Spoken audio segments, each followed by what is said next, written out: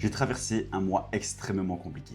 J'ai commis une erreur de débutant qui m'a coûté 500 euros. J'ai été greedy, j'ai été drivé par mes émotions, j'ai perdu le contrôle. Je suis sorti de mon plan et ça m'a coûté extrêmement cher. Être un trader, c'est comme être un athlète de haut niveau. À ce stade, la moindre erreur, la moindre faute d'inattention peut te coûter très cher. Le marché récompense les traders disciplinés, mais il va toujours sanctionner les traders qui sont les moins méritants. Ce qui est fou en trading, c'est que le marché peut te donner d'une main, mais à la moindre erreur, il peut tout te reprendre de l'autre. Dans cette vidéo, aujourd'hui, ensemble, toi et moi, on va analyser les performances et les résultats du mois de juin. Et tu vas plonger avec moi dans l'un des drawdowns les plus compliqués que j'ai eu à traverser depuis ce début d'année 2026. Tu verras aujourd'hui à quel point un drawdown comme celui que j'ai traversé en juin peut être destructeur psychologiquement pour tous les traders. Et tu verras aussi dans cette vidéo comment une épreuve comme celle-ci peut te renforcer en tant que trader. On est parti pour les résultats du mois de juin et tu verras, c'est pas très beau à voir.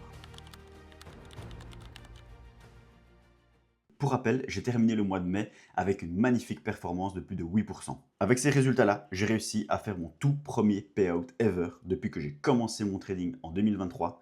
C'est la première fois que j'ai réussi à cash out des sous sur un challenge propre firme 10K que j'avais chez FTMO. J'ai donc terminé le plus beau mois de mai de toute ma carrière de trader. J'ai commencé le mois de juin gonflé à bloc. J'étais en confiance, j'étais serein et j'ai recommencé sur des bases solides. Je venais de racheter un tout nouveau challenge propre firme 100K chez FTMO.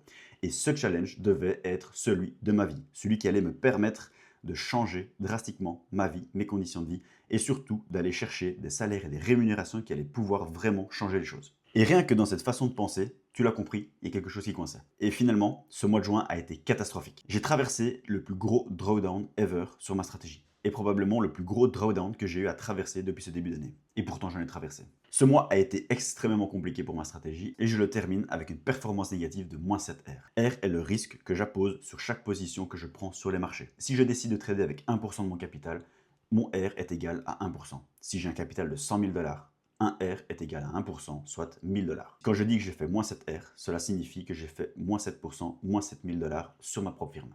Et donc tu l'as compris. Les performances que j'ai été chercher au mois de mai, je les ai rendues quasiment entièrement au marché en juin. Mais ce n'est pas tout. J'ai également cramé cette propre firme sur ce mois de juin.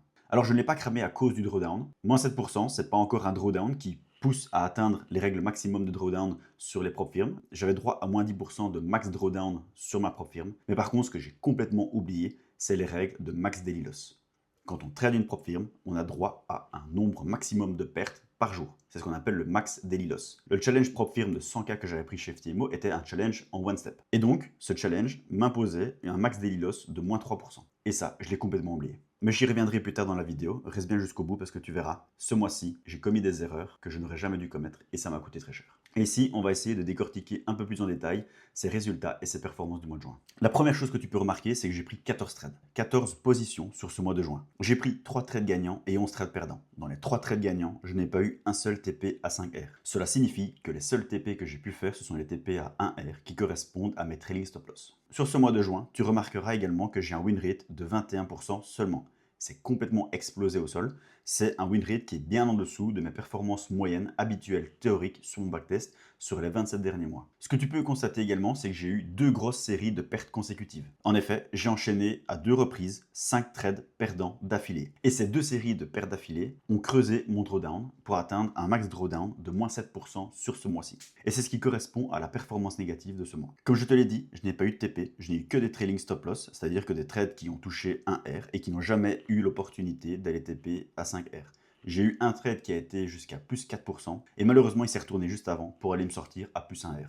J'ai quand même pris de l'argent mais pas suffisamment pour compenser mes pertes. Ce que tu peux constater également, c'est que je finis ce mois avec 3 semaines en négatif. J'ai eu qu'une seule semaine dans le vert et c'est une semaine finalement qui a fini quasiment à break-even. Ce qui est important de noter, c'est que malgré ces 21% de win rate et ces 14 trades pris, j'ai un score d'irréprochabilité de 86%. Ce score, c'est quoi? C'est tout simplement le nombre de trades que je prends et qui respectent parfaitement ma stratégie, qui respectent parfaitement mes conditions d'entrée et pour lesquels j'ai été le plus irréprochable possible. C'est un score que j'ai inventé, en tout cas dans le cadre de mon backtest et de mon journaling, c'est ce que j'encode. Ce qu'on peut constater ce mois-ci, c'est que 14% de mes trades sont des erreurs.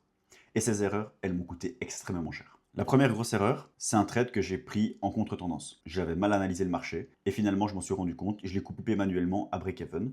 Ça n'a pas eu de grosses conséquences, mais c'est quelque chose qu'il faut noter. C'est une première erreur qui vient te fragiliser dans ton mois et dans ta façon de trader. La deuxième erreur, et c'est celle qui a été la plus conséquente pour moi ce mois-ci, c'est une erreur qui n'aurait jamais dû arriver et qui m'a coûté ma propre firme. Et j'y reviendrai plus en détail après, et c'est probablement une erreur que je n'aurais jamais dû commettre, et je serais probablement encore en train de trader cette propre firme à ce moment-ci. Et il y a aussi une erreur que j'ai commise, et finalement qui aurait pu pas forcément changer les choses, mais en tout cas remonter un petit peu ce drawdown et cette performance du mois de juin, c'est un trade que je n'ai pas saisi. Et ça aussi, c'est des erreurs qu'il faut absolument intégrer, encoder et prendre en compte. C'est-à-dire qu'il y a un trade que je n'ai pas saisi et qui m'aurait rapporté plus un R parce que j'avais une analyse plutôt baissière et le trade est parti à la hausse. Je n'ai donc pas saisi de long durant cette session de trading et pourtant c'était exactement ce que j'aurais dû faire. Ça arrive aussi, c'est une mauvaise analyse, un mauvais biais. Malheureusement, ça vient aussi impacter ma stratégie parce que les résultats qu'on fait aujourd'hui, c'est la somme des trades qu'on a pris, des TP, des stop loss, des break-even, mais également la somme de tous les trades qu'on n'a pas pris. Ça peut être des trades qu'on a évités, qu'on a manqué, ou des trades qu'on n'a pas su prendre parce qu'on n'était pas devant les écrans. Comme tu peux le voir, les chiffres parlent d'eux-mêmes. Le mois a été compliqué et je le reconnais. J'ai envie d'être full transparent avec toi. Et donc maintenant, ce qu'on va faire, toi et moi, c'est qu'on va aller analyser plus en détail le trade qui m'a fait cramer ma propre firme et qui m'a fait perdre 500 euros.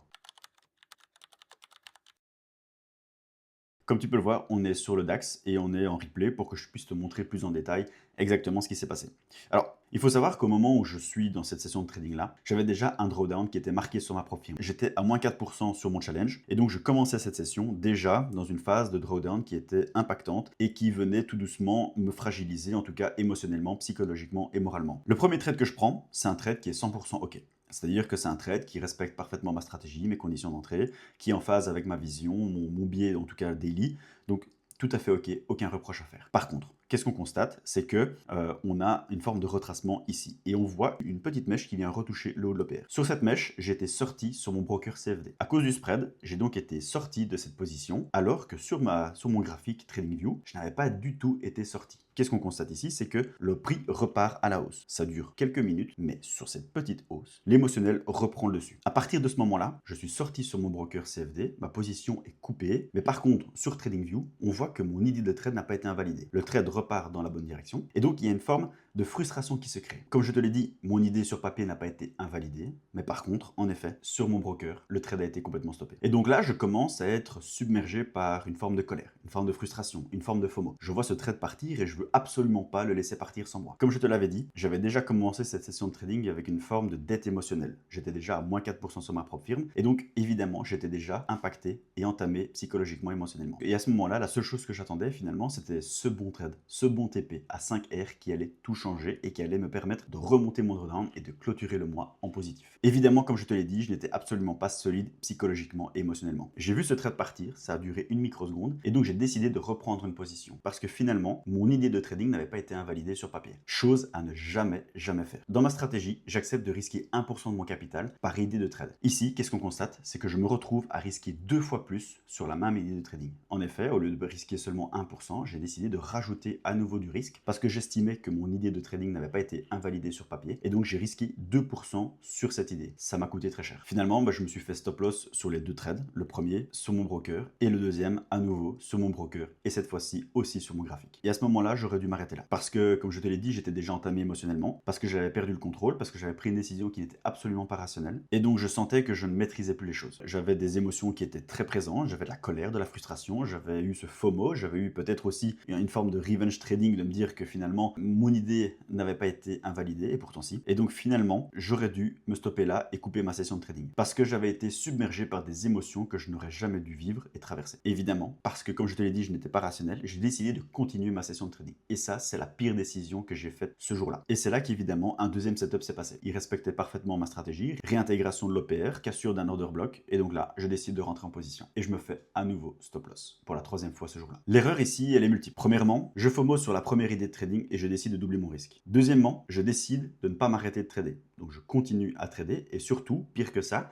j'essaie de me convaincre intellectuellement que l'erreur que j'ai commise, je ne devrais pas l'intégrer dans mon jugement de ce jour-là. C'est-à-dire que j'avais un setup qui se passait correctement, je l'ai raté. J'ai commis une erreur à essayer de reprendre le même risque sur la même idée de trading, je me suis fait stop loss. J'ai essayé de convaincre mon cerveau intellectuellement de faire abstraction de cette erreur en me disant, aujourd'hui, j'avais qu'un seul trade à prendre, c'était celui-là. Le second trade, le second setup qui s'est passé en réintégration de l'OPR, c'était théoriquement le deuxième trade que je devais prendre. Et je suis là pour exécuter mon plan. je fais abstraction de l'erreur que j'ai commise et je prends quand même cette position. C'est-à-dire que j'ai risqué plus que ce que j'étais vraiment prêt à perdre et surtout, je me suis convaincu émotionnellement, intellectuellement que ce trade, il fallait quand même le prendre. La troisième erreur, c'est que finalement, je me suis convaincu également que mon analyse, mon biais était bon. J'ai triplé mon risque sur la même analyse, sur la même évaluation du biais. Moi, j'avais estimé que le biais était haussier, mais peut-être que potentiellement il ne l'était pas. Et j'ai continué à m'obstiner à prendre une position en longue, alors que potentiellement ce n'était pas du tout le bon biais de la journée. Et ça, c'est une erreur parce que j'ai triplé ce risque sur la même idée de trading. La quatrième erreur, c'est que j'étais drivé par mes émotions. J'étais dans cette adrénaline, j'étais dans ces émotions, dans ce FOMO, peut-être aussi une forme de revenge trading, chose qui ne m'arrive jamais.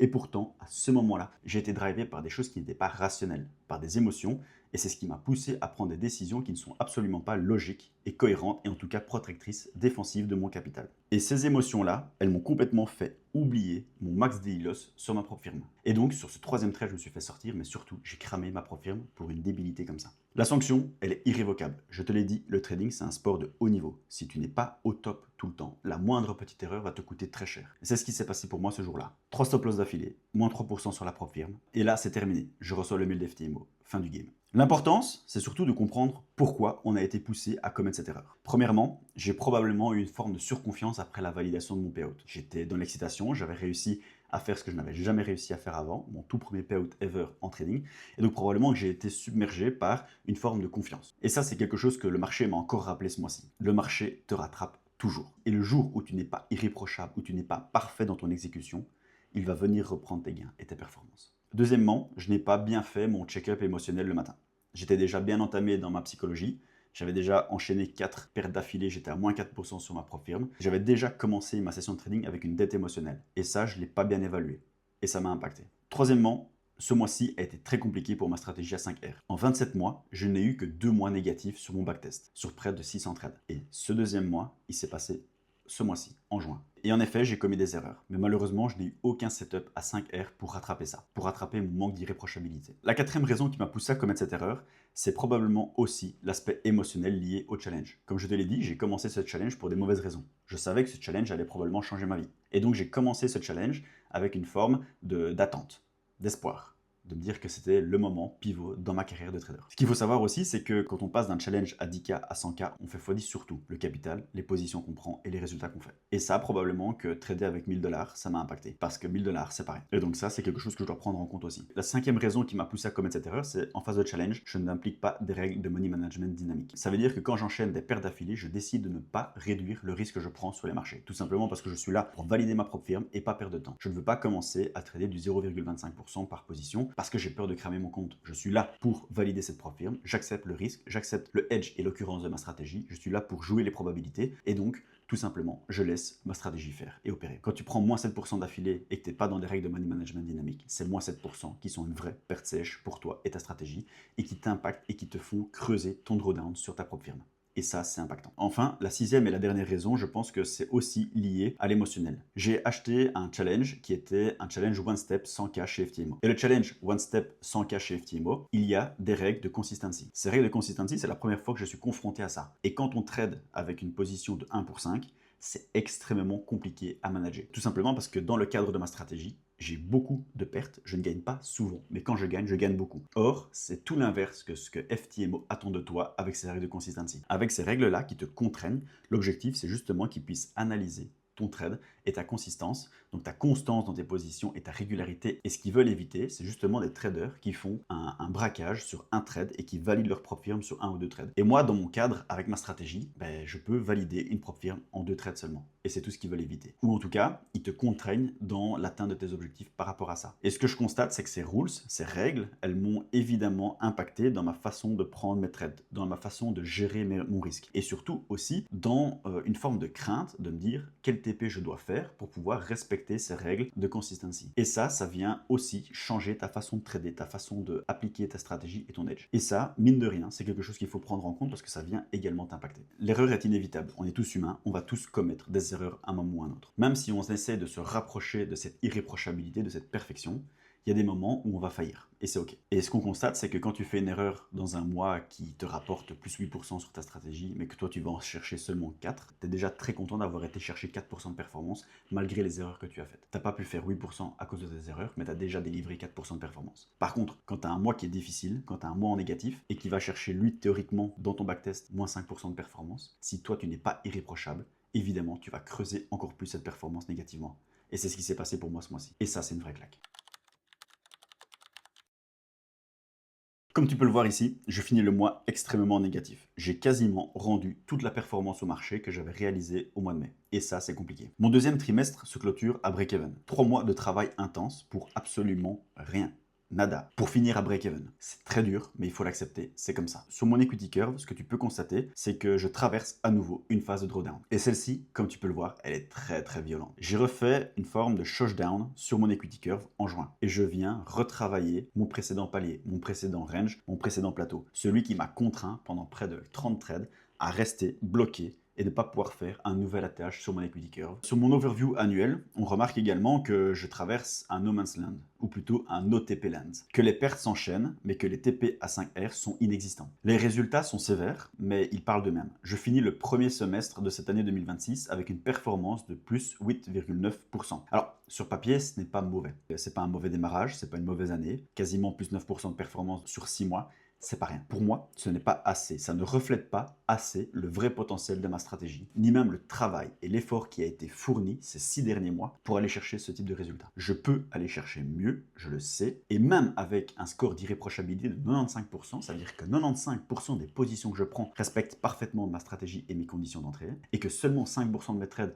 sont des erreurs, on constate que les résultats que je fournis ne sont pas suffisants à mon goût. Cette année, sur ces 6 premiers mois, j'ai pris 64 trades, soit un peu plus de 10 trades par mois. C'est correct. Mais sur ces 64 trades, j'ai 23 trades qui sont gagnants. 23 wins, soit un win rate de seulement 36%. Et ce win rate, je te l'ai dit, il n'est pas assez élevé. Il ne correspond pas à ma stratégie, à son edge réel et aux 50% que je suis censé obtenir avec ma stratégie si j'applique tous les jours ma stratégie de façon la plus irréprochable possible. Donc oui, ce que tu vois, c'est que je n'arrive pas à atteindre le vrai potentiel de ma stratégie sur ce premier semestre. On constate également que sur ces 3 derniers mois, sur ce dernier trimestre, ma stratégie a été un peu moins performante, et surtout sur ce mois de juin. Certes, j'ai pris 2 erreurs, mais depuis le début de mon backtest, depuis le début de ma stratégie, seulement 2 mois ont été négatifs. Mais ce mois-ci a été négatif sur mon backtest, sur ma stratégie. Et en soi, c'est pas très grave. Mais ce qui est plutôt grave et ce qui m'embête moi personnellement, c'est de faire plus 8 en mai, et moins 7 en juin. Cette variance, ce delta, il est énorme. Et ça, c'est quelque chose qui me dérange profondément. Et donc, j'ai décidé de revoir entièrement ma stratégie, de comprendre exactement ce qui se passe, de réanalyser tout dans le moindre détail. J'ai repassé en vue toutes les statistiques clés, que ce soit le profit factor, le win rate, le Sharpe ratio, que ce soit le RRR, que ce soit le gain moyen, la perte moyenne. J'ai également analysé le max drawdown et le time recovery.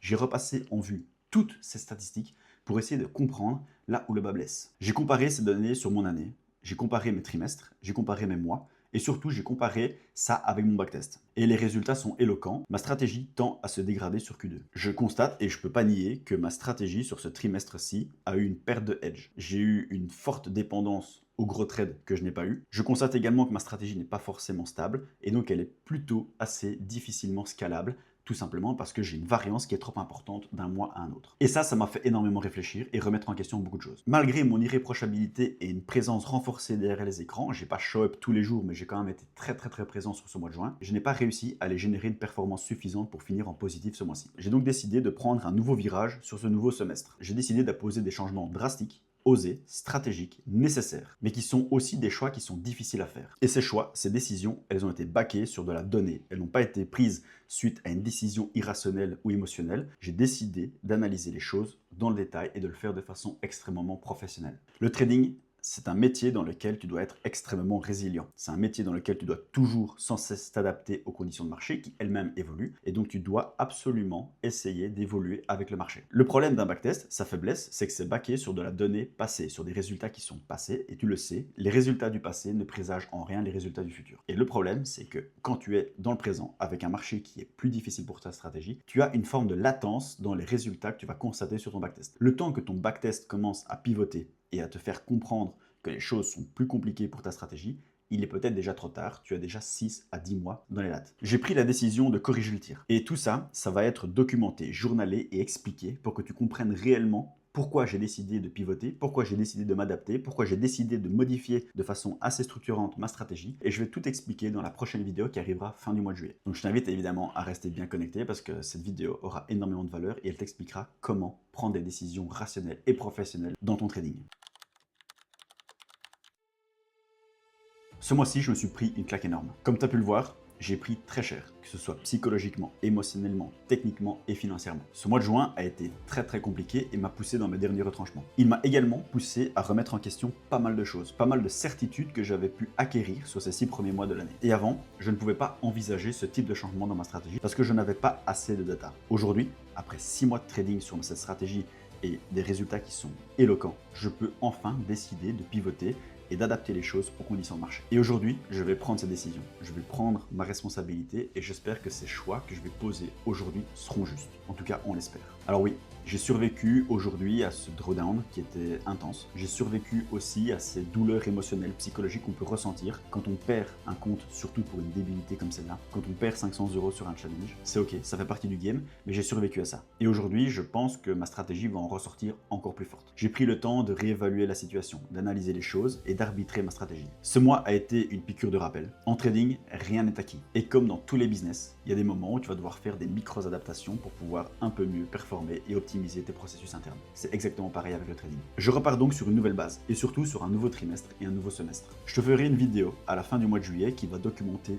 toutes ces décisions et qui va te montrer toutes les données, toutes les statistiques que j'ai pris en compte pour vraiment pouvoir prendre cette décision et ce virage. Dans cette vidéo aujourd'hui, ce que je voulais te montrer, c'est que ton backtesting, c'est ta boussole, c'est ton cap, c'est ta direction. Et évidemment, cette base de données, cette historique, elle te conforte et elle te raconte une histoire. Elle te dit que ta stratégie est rentable. Et ça, c'est basé sur des données passées. C'est ce qui te donne une forme de croyance, une forme de confiance en ta stratégie et qui te rassure sur ta capacité à aller dégager de la profitabilité sur les mois qui vont venir. Mais le problème, c'est que si tu dévies aujourd'hui de ta trajectoire, de ce cap, de cette direction, tu vas également dévier dans les résultats à venir. Et c'est ce que j'ai constaté ici ce mois-ci. Ton boulot en tant que trader, c'est d'être le plus irréprochable possible. Parce que plus tu appliques ton plan sans faille, au plus tu te rapproches de ta boussole, de ton backtest et du résultat théorique que tu es censé atteindre avec ton win rate et tes données. Et ton deuxième taf, c'est juste de survivre. De survivre à cette phase de drawdown, de survivre à ces périodes compliquées, de surmonter les échecs, de surmonter les moments où tu vas cramer une propre firme. Parce que je peux te dire que émotionnellement, ce mois-ci, je me suis pris une vraie claque et je ne m'attendais pas à faillir comme ça. Mais c'est ce qui s'est passé. Et donc émotionnellement, j'ai ressenti ce mois-ci une forme de fragilisation. Et ça, je voulais te le transmettre de façon extrêmement transparente aujourd'hui. Cette vidéo n'a pas été facile pour moi à tourner. Je t'ai montré des résultats qui étaient exceptionnels en mai et je te montre des résultats qui sont catastrophiques en juin. Pourtant, c'est la même stratégie, c'est la même personne, c'est le même trader. Rien n'a changé pour moi, si ce n'est que j'ai traversé une période compliquée. Mais c'est tout l'objet de cette vidéo et c'est tout l'objet de ma chaîne YouTube. Je veux te montrer la réalité, je veux te montrer en toute transparence ce qui se passe réellement dans la réalité d'un trader, ce qui se passe réellement derrière les écrans et ce par quoi tu vas devoir traverser si tu veux un jour atteindre la profitabilité et la rentabilité sur les marchés financiers. En ce qui me concerne, je vais prendre quelques jours de vacances. On se retrouve fin juillet pour décortiquer justement toutes ces données, toutes ces statistiques et tout ce qui a fait que j'ai pris cette décision aujourd'hui de pivoter sur ma stratégie. D'ici là, prends soin de toi. C'était Val dans le Journal d'un Trader. Ciao, ciao les amis.